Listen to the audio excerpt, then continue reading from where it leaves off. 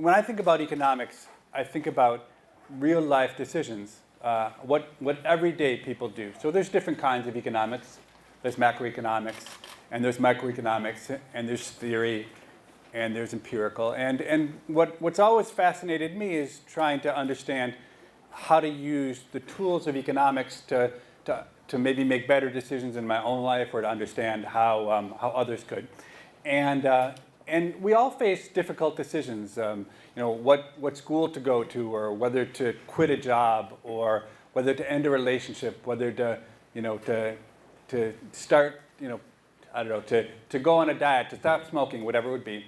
And really, if you think about it, economics doesn't tell us very much about whether we should or shouldn't do things. And in part, it's because in economics, we don't try to impose preferences on people. We let people have their own preferences and to make their choices. And so it's very difficult for economics to guide individual people's choices because we don't know their preferences.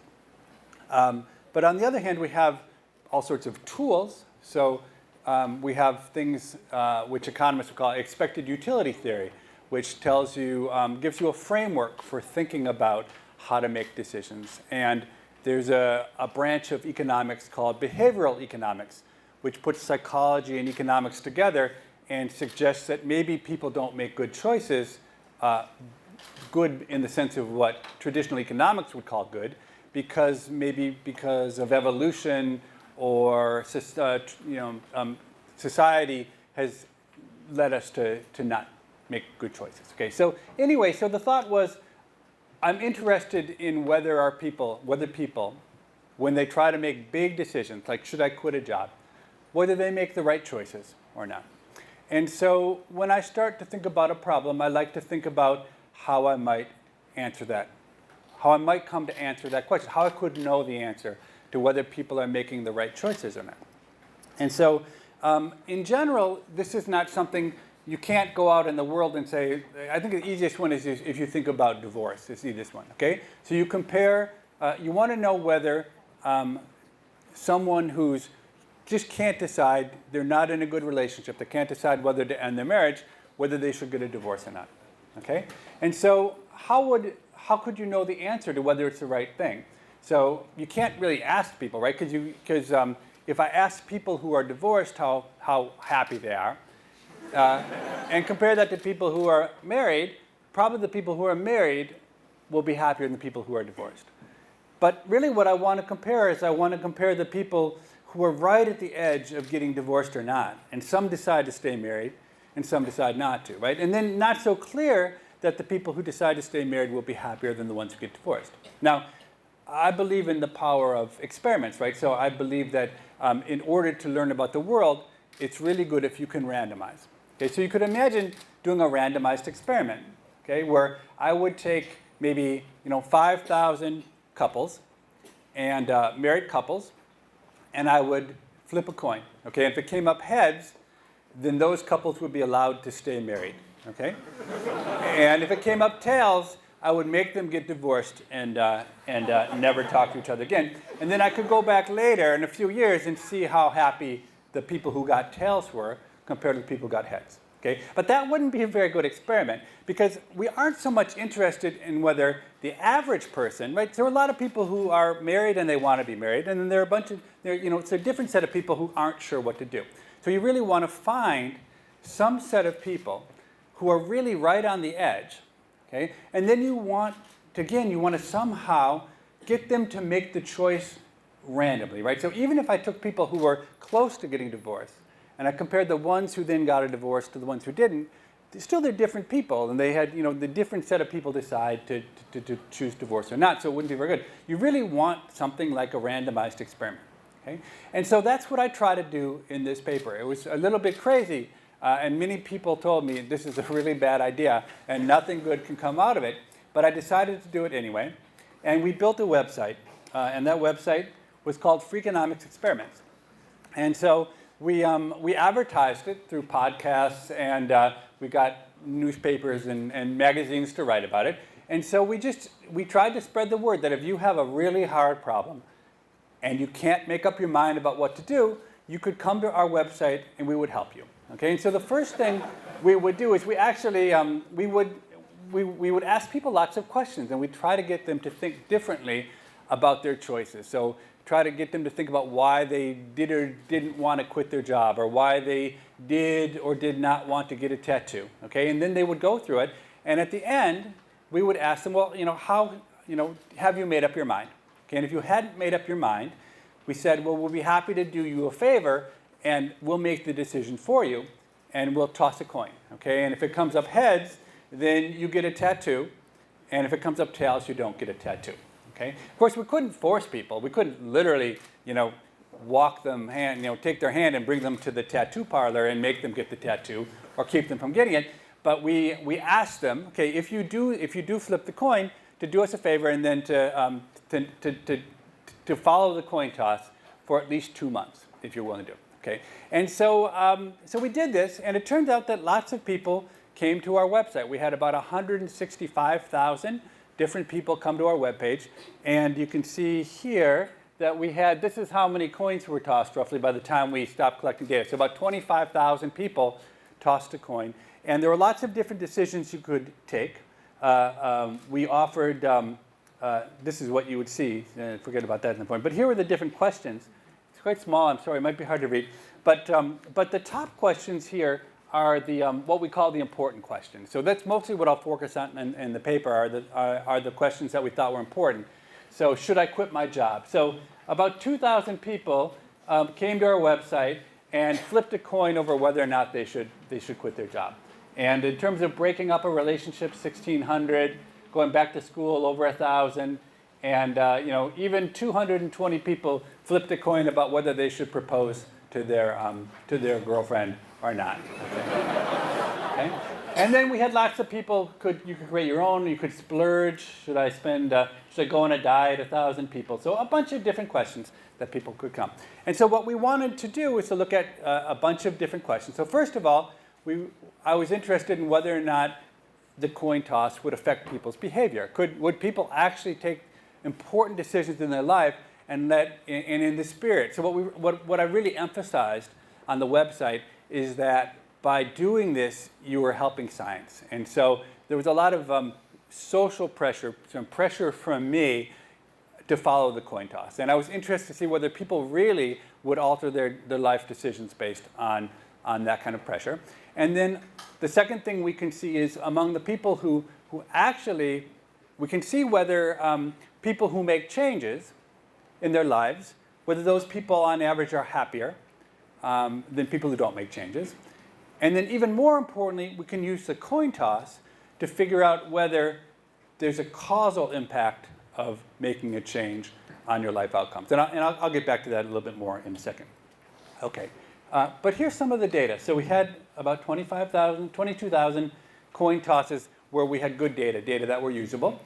And one of the most important elements of the design of the study was that we tried to encourage the people who tossed the coin to also name a friend or a family member who would be a third party, someone who could verify what they did. So we wanted to have that so we later could figure out whether people were telling us the truth about what they did.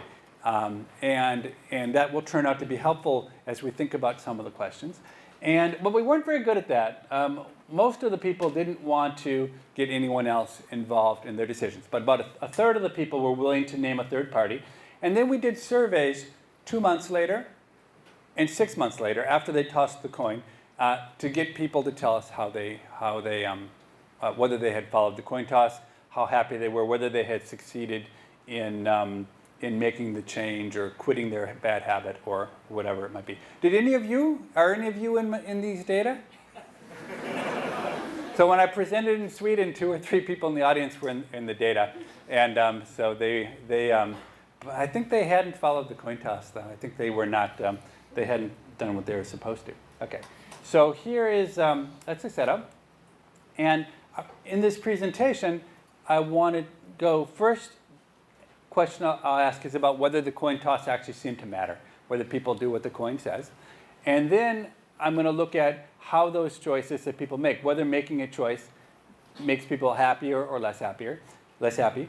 And then I'll conclude by, so one of the one of the difficulties in this kind of setup is that economists in general don't so much like to rely on what people say about what they do. They like to actually observe their behavior. But I don't really have a direct way of observing people's behavior very well. I have the people, the friends and the family can tell me what they see. But actually the friends, on some of these things, it's not that easy for the friends to know. So you might not know whether your friend went on a diet, or you might not know whether your friend splurged on something. But what I'll try to do as best I can, and what I tried to design the study, is to figure out if either two things can really go wrong in interpreting these results. One is that not everyone will fill out the survey. So only maybe 75% of the people in the end, after they flip a coin, come to me and fill out my surveys. So I don't know anything about the other 25%. And if those people are unusual, the people who fill out the surveys are different from the people who don't fill out the surveys, I might make the wrong conclusions from the data. Okay? And the second thing is that it's possible people will just lie to me. And Ming-Jen and I know a lot about lying because we just wrote a paper about cheating at a university where we caught a bunch of students copying off other students' papers. So we know that lying could be important because, among other things, there aren't very strong incentives, but the people who are filling out the survey might want to not lie in a bad way, but lie because they want to make me happy. They want to give me the results that they think I want because they think it will make a better study. Of course, that's not what I really want. I want them to tell me the truth, but they might not tell me the truth. Okay, so I'll show you some data, and people should feel free to interrupt with questions or if it's not clear what I'm doing. Okay, so these are just the basic results. So let me explain this table. So what I have here is the green columns are going to correspond to the answers I get at the 2-month survey, the survey that happens 2 months after you toss a coin. Okay? And then the blue lines are the 6-month survey. Okay? The vertical axis is the percentage of people who follow the coin toss. So of the people who fill out the survey, I ask them, did you make the change?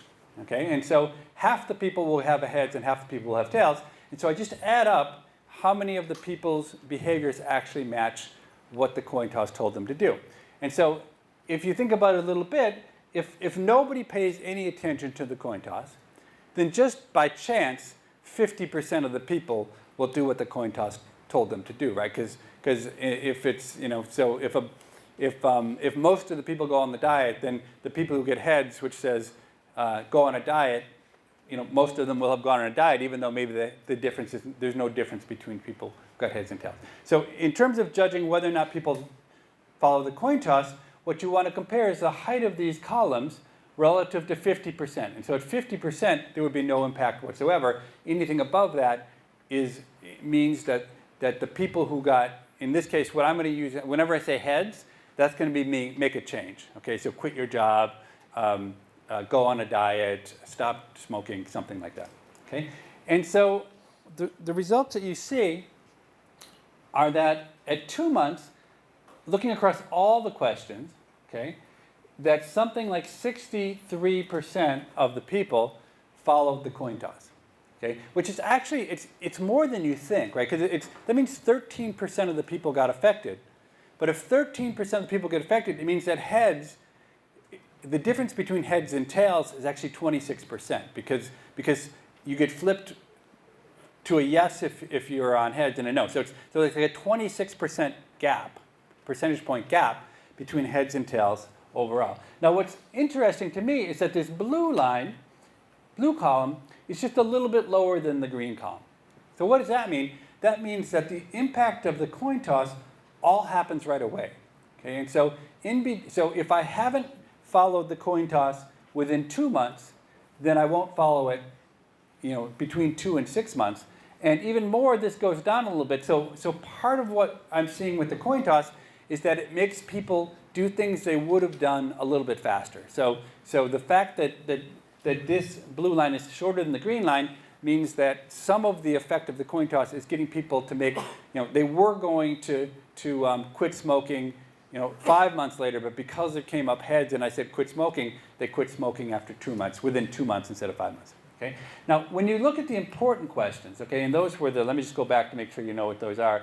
These are these top questions here, the ones like quitting smoking, moving, proposing, having a child, breaking up. So these are ones that I really think could affect your life over a long haul, as opposed to, I don't think it's very, like, should I dye my hair? Might affect your life a little bit in the short run, but it's not going to change your life probably over your whole thing. Okay, so people don't follow the coin toss as much, not surprisingly, on the important questions. So here you can see that only maybe 56 or 57% of the people follow the coin toss. Okay, but it still means something like an 11 or 12% difference in between heads and tails and how many people follow the coin toss. Okay, and then finally you see on the less important questions, people really do follow the coin toss quite a lot. Okay. So this is a picture I really like, but I have to explain it a little bit so it makes sense to you. So on the horizontal axis, before people toss the coin, I asked them, how likely do you think it is that you will actually make the change? So when people came to the website, they gave me a particular problem, the particular question, should I quit my job? And so I would ask them, how likely do you think it is you will quit your job within the next 2 months? And people could give me any answer between 0 and 100% as the likelihood they thought they would quit their job. Okay? So then after the fact now, at the 2-month survey, I know who quit their job and who didn't quit their job. And I also know whether they got heads saying quit your job or whether they got tails saying stay on your job. And so the orange line here shows on the vertical axis is whether or not a person actually made a change. Okay?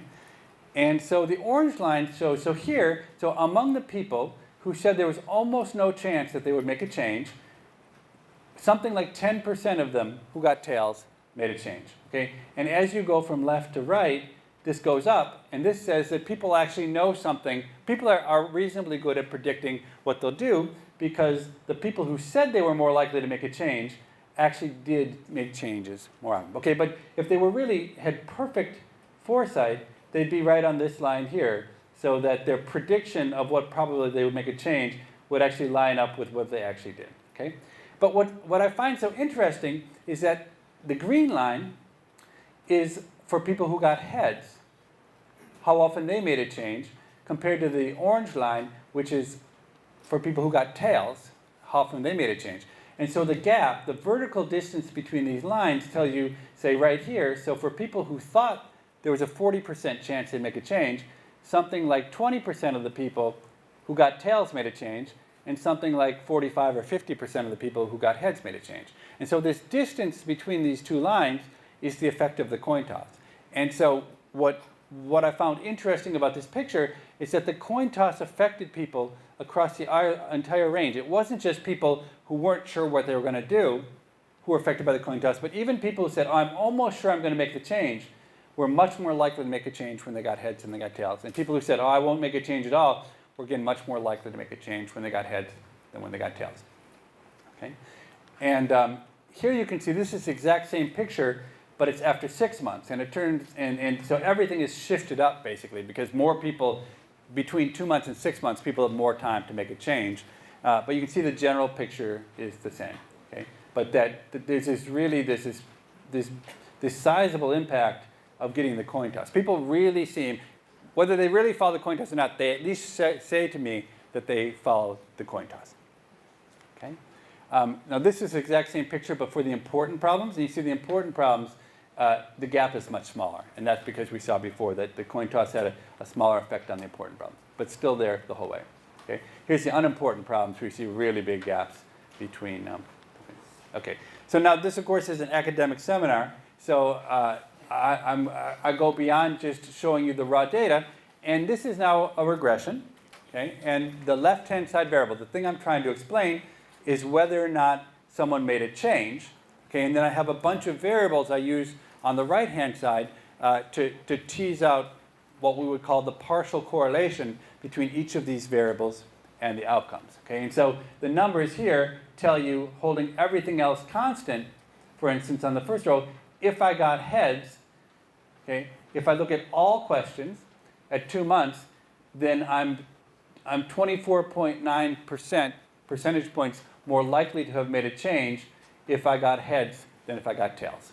Okay, so this is just capturing the same thing I've been talking about, but now controlling for other factors. But it's a randomization, right? It's a coin toss, so there's no reason to think that anything else is going to be very correlated anyway. So it's not surprising that the numbers don't change very much.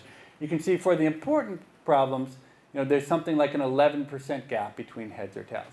Okay, and that's going to be really important to try and do what I want to do next, which is to understand whether or not these changes make a difference in your life. The only other thing that really explains what people do is this is what they said beforehand. When people want to ask them, how likely do you think you'll be to make a change?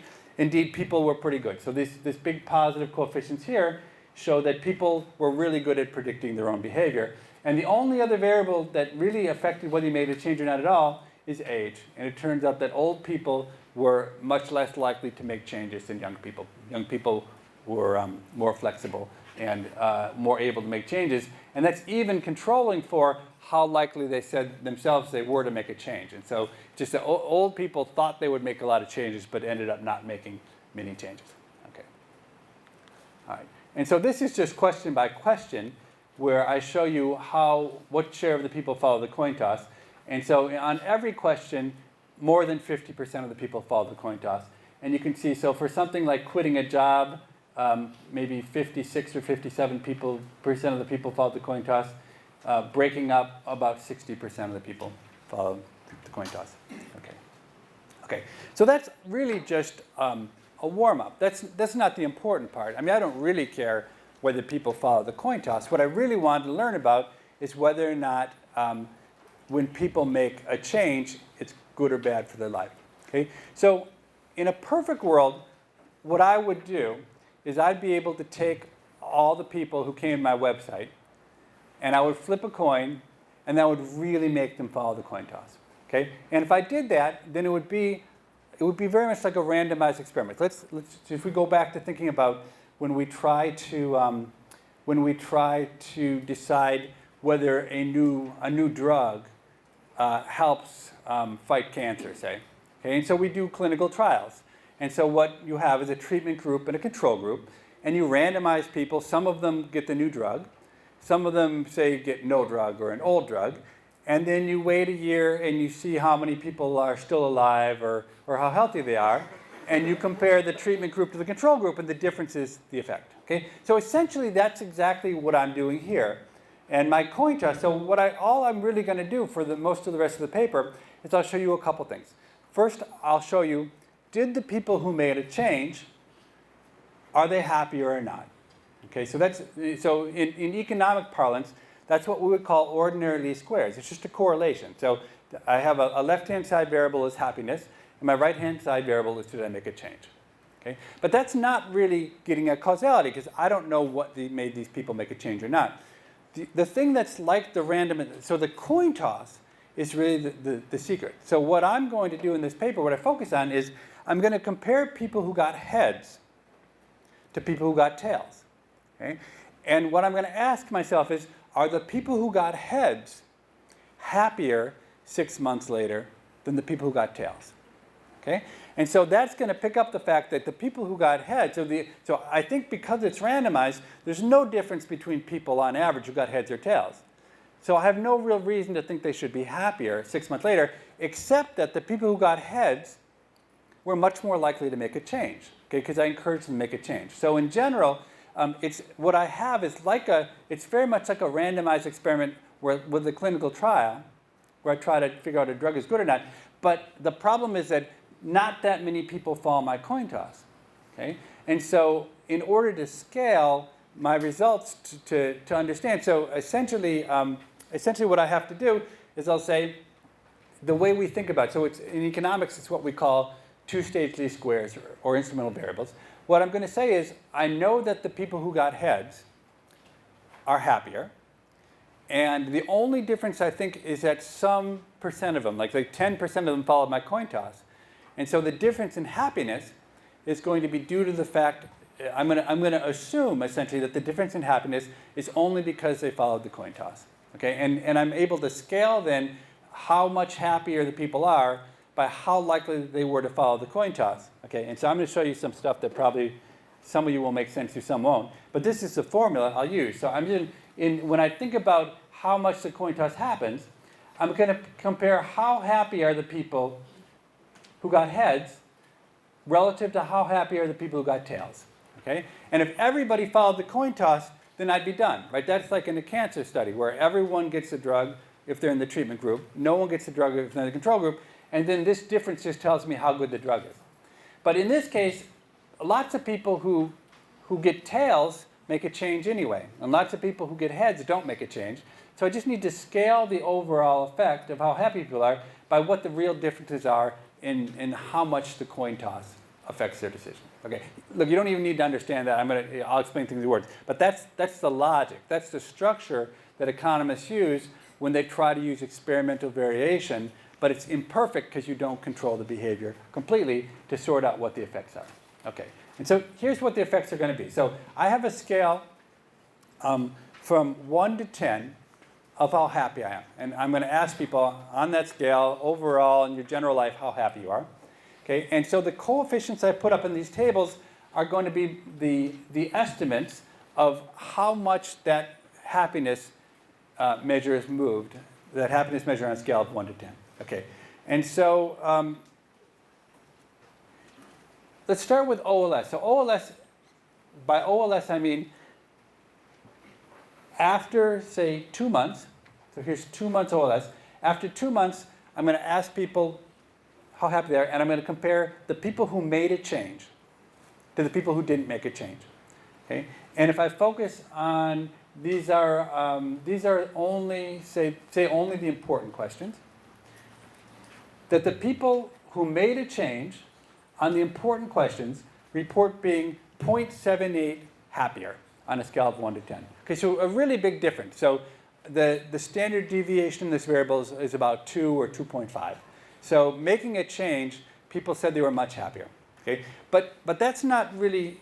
But that's just But it could be that the reason they're happier is because the kind of people who make changes, happy people are the kind of people who make changes, right? So then the coin toss, so kind of what happens here is, let's take, this is a good one right here. So it's 6 months. Right here, what this coefficient 0.112 says is that on important questions, at 6 months, it turns out that the people who got heads say that they're 0.112 happier than the people who got tails. Okay, regardless of whether they made a change or not, the people who got heads were happier than the people who got tails. Okay, and the only difference I think that exists between those people who got heads and tails, I'm sorry, I did it totally wrong. This is the column you should be looking at. I'm sorry. So this basically says 0.241. That's how much happier the people who got a heads were 6 months later than the people who got tails. Okay? And then among these same people, they were 11% more likely to make a change. And so that translates into overall, by that formula I put up before, this one, that on average, the causal impact of making a change is about 2. Okay, so again, you don't need to understand all the details of the formula, but the implications are that 6 months later, for the people who made these important changes, it's not, I gotta be careful what I say, for the people who got heads and were induced to make a change because they got the heads, the people who were on the margin who got flipped by the coin toss, they were much, much happier than the people who got tails. Okay, so 2, so it's like 1 standard deviation happier on a scale of 1 to 10. That the causal effect of making a change is really big. Okay, the causal effect of making a change is even bigger than the actual change. It's the people who made a change. So what that implies is that the people who were making the change might have been less happy on average. Those are people who were less happy. On average, they were less happy, but because they made the change, they went from being less happy to being more happy. Okay, and I don't. So the most important result for me in the paper is that on the important questions, getting heads makes you much happier. Getting heads made you more likely to change.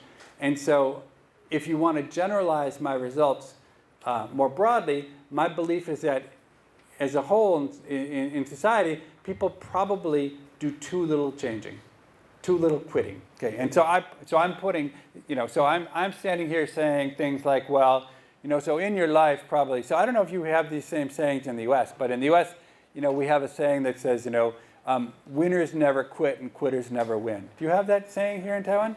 Okay, so my view is that's probably wrong, actually, and that quitting is probably good, and we should probably do a lot more quitting. And in some sense, that was my motivation for doing this paper, is I thought that there's so much societal pressure pushing everyone towards persevering and not wanting to be embarrassed by quitting, when really maybe that's gone too far. Okay, but that's just a story, right? That's not really what my data say, but that's my own interpretation of the data. So when I have a student who isn't sure whether they want to, stay in the PhD program or drop out, now I tell them for sure every time you should definitely drop out. Okay.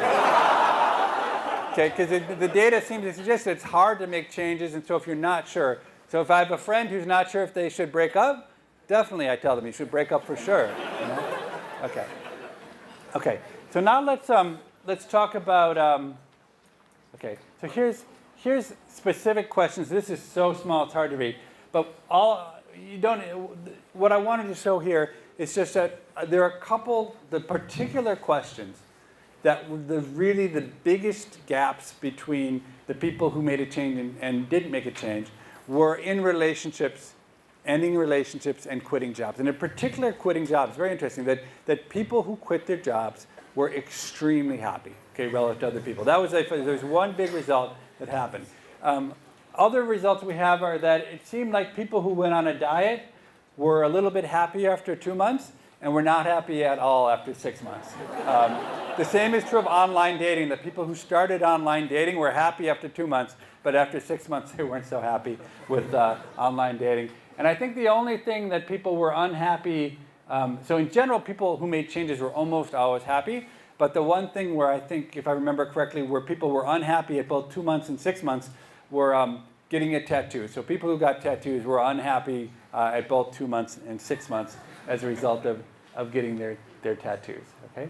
So one thing we can do is, I've talked about the entire sample, and we can break the sample down and say, are changes maybe good for men but not for women, or good for old people, not for young people?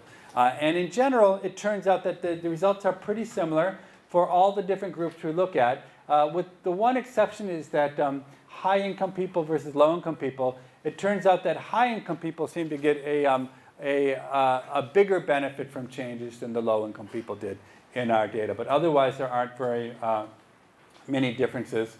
The problem is, in some sense, the problem with this whole paper is even though I have a lot of data, and even though the people follow the coin toss pretty much, maybe more than you would have expected, it's still not that many.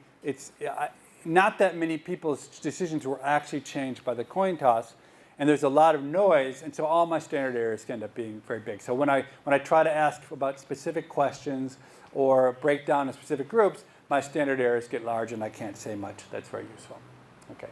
So the last thing I want to do in the time that I have remaining is to think about to what extent everything I've told you so far is wrong, because either people are selectively reporting and filling out my surveys, only the happy people say are doing the surveys, or because people are lying to me. Okay, and it turns out that this is a lot more subtle. So when I first started thinking about what sort of biases could affect my study, I was confused because you really have to think very carefully. So let's take, for instance, so the things I care about the most, the results I care about the most, are the results about whether or not, on average, the people who get heads are happier than the people who get tails. Okay? And so you can tell yourself stories like, well, okay, the people who make changes, so someone makes a change, okay, let's say they only fill out the survey at 2 months if they make a change and the change turned out well, right? So maybe you're really embarrassed. So you quit your job and you're unemployed, and I send you this email survey and say, will you please fill it out? And you say, I'm embarrassed. I made a change and it's been awful. I don't want to tell you. Okay? But the thing is, in terms of biasing my results, what really matters is, because all I care about is I'm comparing heads to tails, right? That's the key comparison. So the kind of biases you need to have is that somehow the people who got heads respond to my surveys differently than people who got tails. So it's got to be like, well, if I got heads and I made a change and it turned out badly, then I won't respond to the survey. But if I got tails and I made a change, then I will fill out the survey. So in thinking about the biases, it actually takes a lot of thought. And if you want to read the paper, I put a whole lot of effort into thinking through exactly what will cause problems. Okay? But the general classification of the kinds of problems you need to worry about are these. So the first thing to think about is, are the set of people who come to my website and flip coins, are they different? And if they're different from regular people, what implications does that have about generalizing the results of this study to a broader set of phenomena? Okay, that's one thing to think about. The second thing is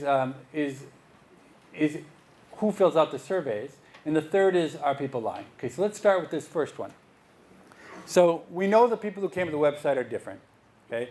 And I think the way that they're most different is that they were eager to be involved in the study.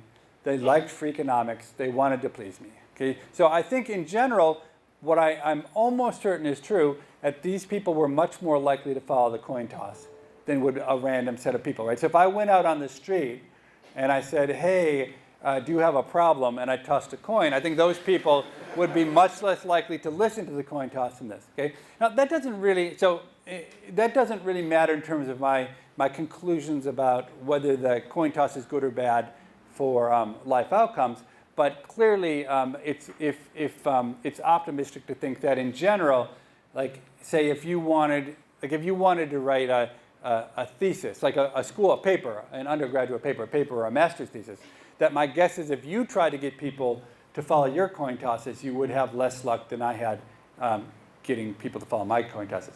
But I don't think that otherwise, I don't really have a good theory about whether or not the kinds of people who participated in this study would be more or less likely to, benefit from making a change or not making a change. Okay.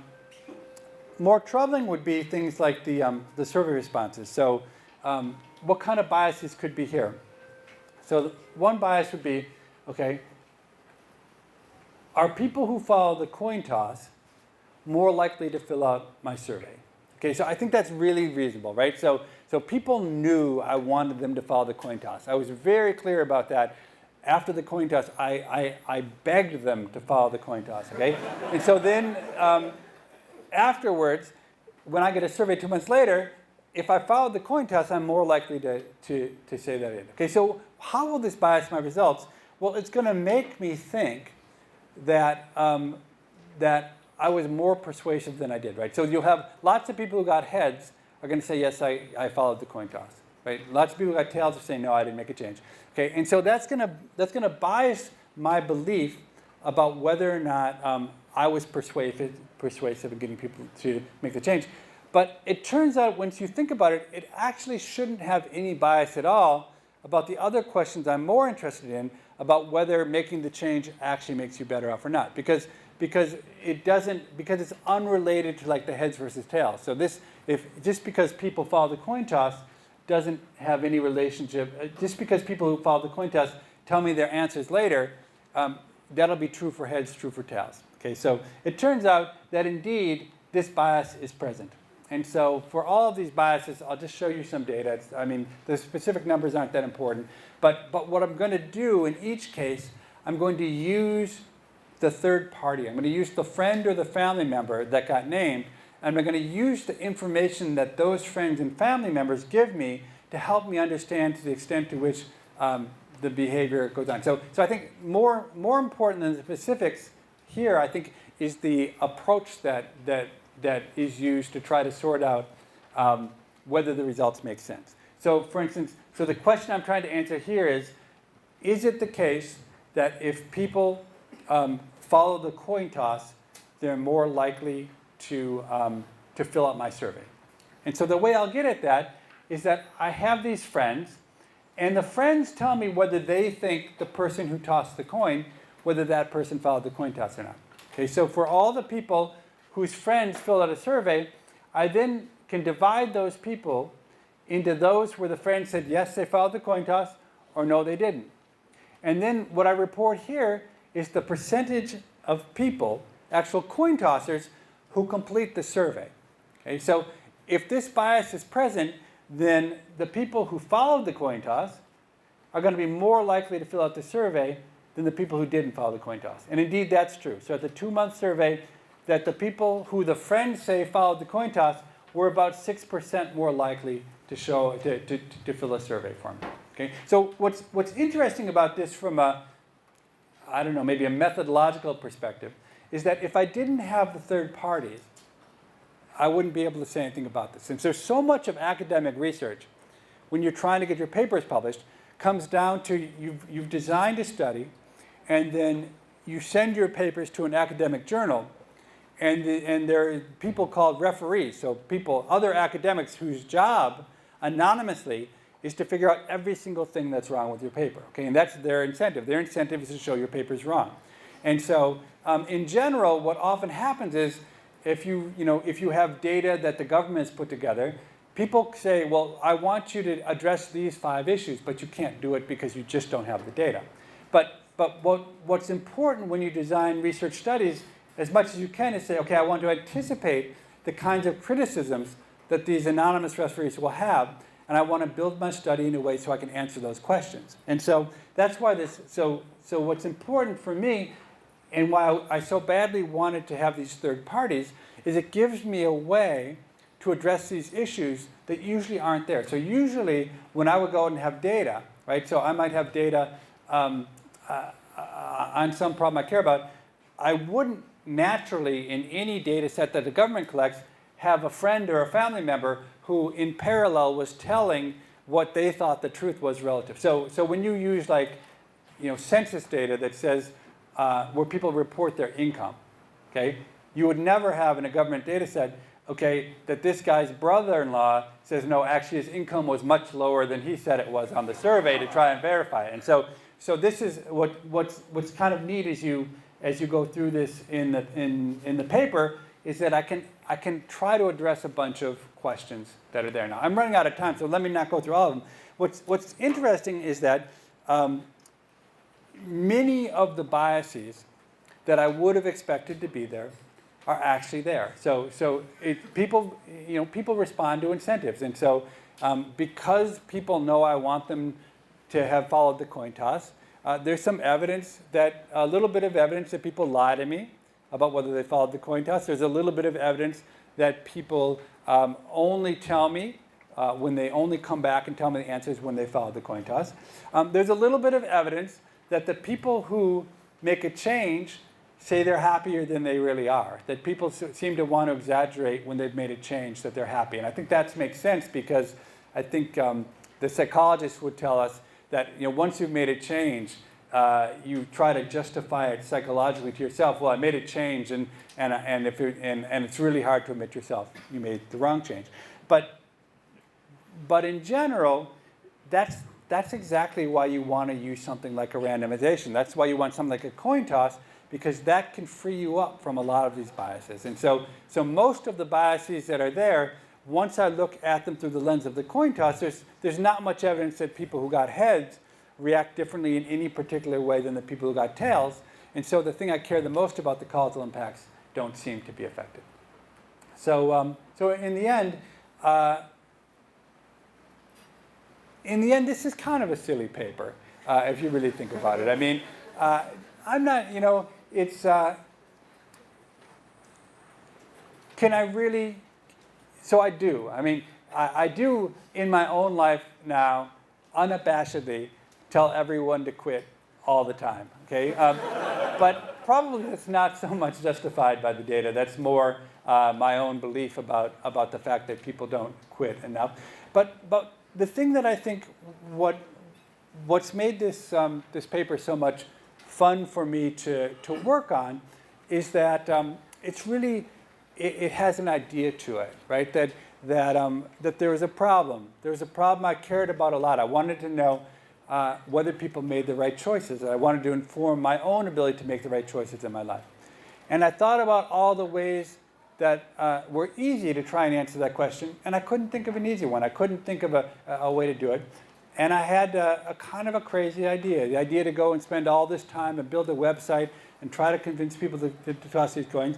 And in the end, I think that for me, what I take away from this paper is less maybe the specifics of the results, but it's an example of how you can take a hard problem, and if you believe, right, if you have a kind of a vision and a passion for doing it, and though honestly every single person I talked to about this said it was stupid, it's a terrible idea, no one's going to follow the coin tosses, no one's going to come to your website, and I actually believe that maybe they would, and so for me, that's what for me is the thing that I like.